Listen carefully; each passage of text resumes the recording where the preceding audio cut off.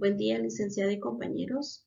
Somos estudiantes de la Universidad Mariano Gálvez, de la Facultad de Ciencias Económicas, de maestría en estándares internacionales de Contaduría Pública y Auditoría. En este caso, en el curso de Gestión de Riesgos 1 de la sección O. Y nuestro grupo está conformado por Mónica Virginia, José Luis Poncio y su servidora Brenda Guerra. Vamos a tener el gusto de desarrollar el tema que trata riesgo de mercado.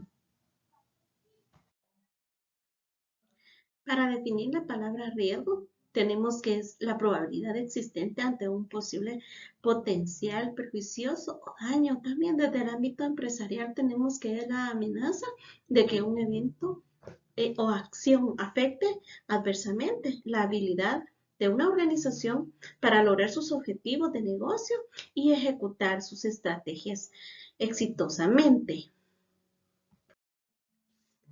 Tenemos esta simbología china que nos indica el del lado izquierdo peligro y el del lado derecho oportunidad, aspecto que resume la filosofía del término desde la óptica de los mercados financieros. Mercados financieros. En este tipo de mercado tenemos lo que es un lugar físico o virtual. En él se intercambian productos o factores generalmente a cambio de dinero. Por ello, desde el punto de vista económico, existen dos tipos de mercados. Tenemos lo que es el mercado de productos, en el cual se intercambian productos o servicios. También tenemos lo que es el mercado de factores y nos indica que en este tipo de mercado, en donde se intercambian trabajo y capital, el mercado financiero forma parte del mercado de factores y en él se negocian activos y pasivos financieros. Riesgo de mercado. Riesgo de mercado es el riesgo provocado por imprevistos que inciden en el valor de los activos y, en otras palabras, es la posibilidad que pueda gestionarse, pero no evitarse, de obtener una rentabilidad inferior de la empresa. Los factores que lo determinan son múltiples y pueden combinarse entre sí y tener distinto peso, entre otras cosas, y funcionan del tipo de operación efectuada. En la evolución del mercado financiero tenemos lo que es el mercado de dinero o mercado monetario. También tenemos el mercado monetario y el mercado de instrumentos derivados. Siguiendo con la exposición, tenemos que Basilea nos da un enfoque acerca de riesgo de mercado. Como ya vimos que el mercado puede ser operacional, en la cual podemos tener el intercambio de productos o servicios, o también un mercado monetario, en la cual van a haber intercambio de activos. Entonces tenemos que en Basilea I, en el año 1988, requería a las entidades mantener capital regulatorio para el riesgo de crédito. ¿Esto para qué? Para que en el año 1996 se realizara una enmienda de acuerdo de Basilea I para incorporar el requerimiento de capital para los riesgos de mercado. Luego tenemos que en Basilea II, en el año 2004, tenemos un requerimiento de capital, activos ponderados, riesgos de crédito, riesgo operacional, pero también el riesgo de mercado, y esto que se llevara de acuerdo a un método estándar o a un método de modelos internos. Esto para un proceso de examen del supervisor, y esto a que las entidades pudieran tener una disciplina de mercado para así prevenir el riesgo de mercado. En el año 2009 tenemos la mejora de las medidas del riesgo con las titulaciones y las exposiciones en la cartera de negociaciones. Y por último, en Basilea III tenemos que en el año 2010, orientado al incremento del capital requerido, la introducción de un estándar global de liquidez y el aumento de la sensibilidad al riesgo a un nivel mayor, incorpora que deberán realizarse al menos una vez al mes. Esto para prevenir la exposición de los principales factores de riesgo de mercado. Luego tenemos en sí una definición de riesgo de mercado que es muy importante volver a mencionarlo, que vemos que las entidades tienen la posibilidad de sufrir pérdidas en posiciones dentro y fuera del balance a raíz de las oscilaciones en los precios de mercados. Los riesgos sujetos a este requerimiento de capital son los siguientes. Tenemos riesgos inherentes a las acciones y instrumentos relacionados con los tipos de interés en la cartera de negociación, el riesgo de divisas y el riesgo de productos básicos en todo el banco o en todas las entidades. Riesgo de mercado, vamos a mencionar qué es y cuáles son y quiénes lo determinan. Cuando una entidad necesita invertir, debe conocer en sí el riesgo de mercado y hacerse una idea que hasta qué punto está dispuesto a aceptarlo. Esto pues a un nivel de tolerancia. Está determinado por distintos componentes desde los tipos de interés hasta los tipos de cambio. Mencionamos algunos tipos de riesgo de mercado que se dan a menudo. El riesgo de tipo de interés nos dice que es el riesgo asociado a la variación de los tipos de interés que se presenta en el caso de activos cuyo valor es sensible a las modificaciones del volumen de los tipos o el vencimiento de un título. El riesgo de divisas es el riesgo de mantener o asumir posiciones en moneda extranjera.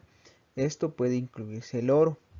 El riesgo de renta variable es el riesgo debido a la variabilidad de las acciones y de los índices bursátiles cuya evaluación fluctúa constantemente. Y por último podemos mencionar el riesgo de volatilidad, que la volatilidad es la medida de variación del precio de un activo en un determinado tiempo.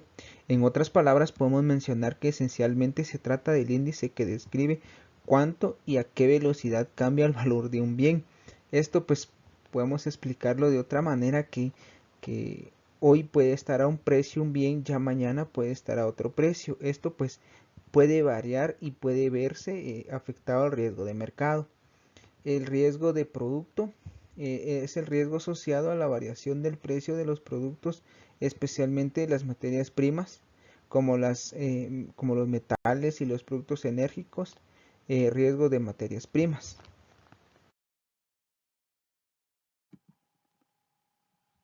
Buen día, compañeros. Siguiendo con la presentación del riesgo de mercado, también definiremos las inversiones conforme al Manual de Instrucciones Contables en Guatemala, donde nos detalla los diferentes productos que se encuentran en el mercado bancario. Están los títulos y valores por negociación, que estos son adquiridos con el propósito o con el fin de negociarlos en un periodo no mayor a 30 días y generar una ganancia con las variaciones del precio del mercado. También los títulos y valores para la venta, que estos son adquiridos con el fin de utilizar y resguardar la liquidez, que estos pueden ser vendidos en cualquier momento, y los títulos de valores para su vencimiento, como bien lo dice, que estos son adquiridos bajo el propósito de mantenerlos hasta su fecha de vencimiento.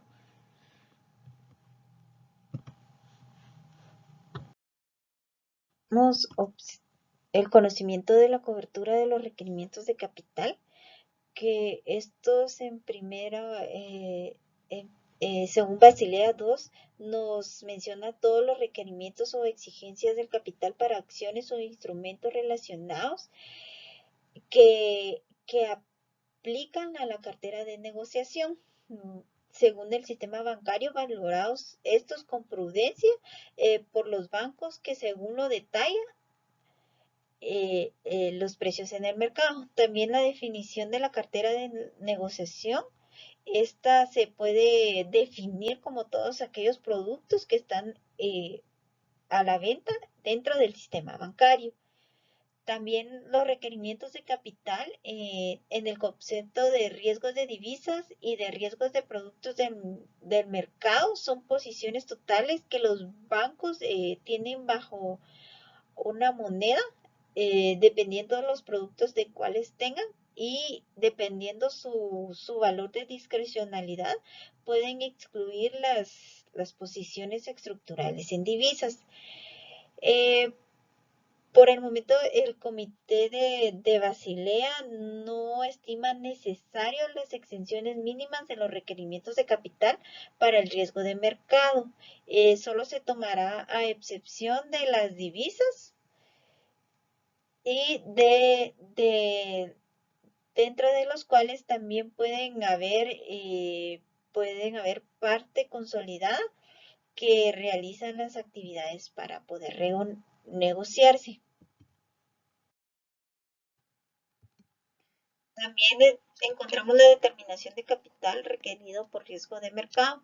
Esto según Basilea II, que aquí nos menciona dos métodos. El primero de ellos es el método de medición estándar, que nos ayuda a calcular el riesgo de cómo mantener y tomar las posiciones en títulos de deuda y otros instrumentos relacionados con los tipos de interés en la cartera de negociación.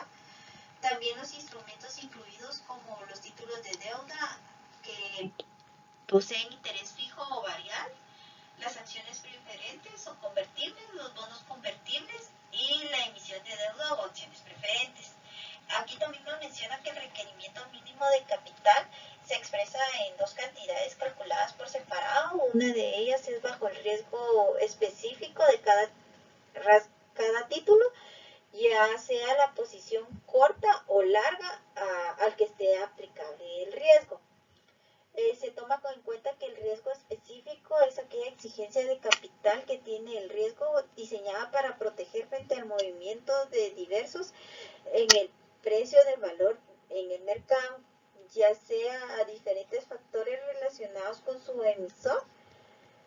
Dentro de esto, la compensación será restringida o puede asimilarse una nueva emisión en el precio del mercado. El segundo método es el de modelos internos, que también nos indica que está condicionado a la aprobación explícita de una autoridad supervisora.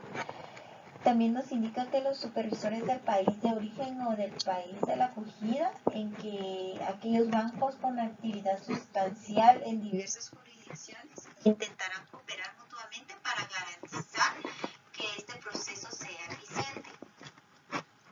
Deberá de tener como mínimo esta gestión de riesgo, una opinión del banco con cuenta suficiente del personal competente para modelos sofisticados en el área de negociación para un mejor control de riesgos, y una opinión de los modelos del banco que cuenta con una trayectoria aprobada razonable, con exactitud y siempre tomando en cuenta la medición del riesgo.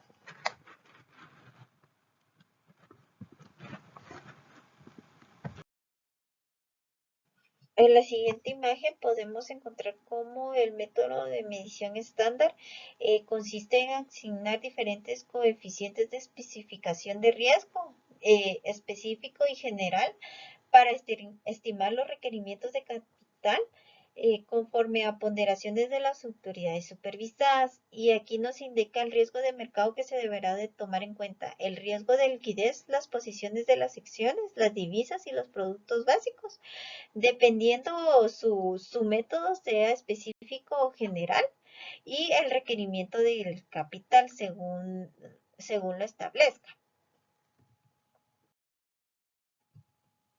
Y en el método de modelos internos menciona también dos requerimientos: el requerimiento cualitativo y el requerimiento cuantitativo, que las dos deben ser aprobadas por el supervisor de la entidad bancaria. Los requerimientos cualitativos nos indican que son una unidad de riesgo independiente, un modelo interno integrado con gobierno corporativo activo, con pruebas de tensión, políticas de controles y procedimientos internos. Y el requerimiento cuantitativo, que deberá ser calculado diariamente con un intervalo de confianza percentil de 99 y deberá de tener un mantenimiento por 10 días hábiles en un periodo de observación histórico. Muchas gracias por su atención, compañeros. Que tengan un buen día.